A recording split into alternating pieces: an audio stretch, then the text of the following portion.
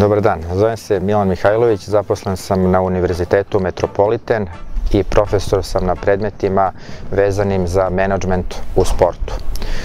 Kad sam bio mlađi, kao i vi koji treba sada da se upišete na fakultet, bavio sam se sportom. Sada vodim jednu sportsku organizaciju, predsjednik sam Saveza Srbije za dizanje tegova, član sam Upravnog odbora Sportskog saveza Srbije i međunarodni sam sudija za dizanje tegova.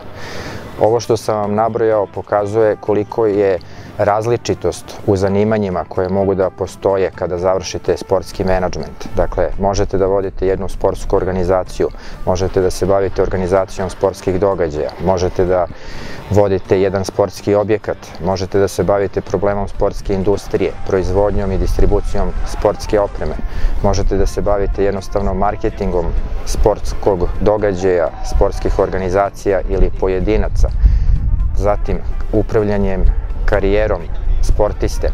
Sport je danas veliki biznis. Puno je novca u sportu, a veliki je broj sportskih organizacija.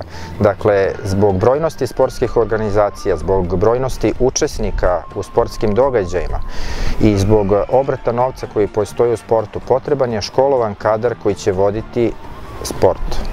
U našoj zemlji se velika pažnja obraća sportu i možemo reći da je sport naš najbolji proizvod. Kada pogledate naše sportiste, oni zaista na najbolji način reprezentuju našu zemlju.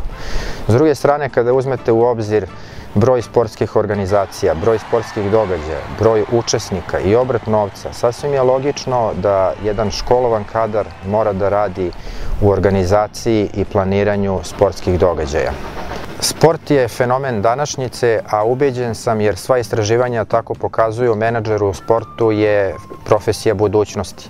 Zbog toga vas pozivam da dođete na naš univerzitet, da se upoznate sa programom menadžmenta u sportu i da svi zajedno doprinesemo razvoju našeg sporta.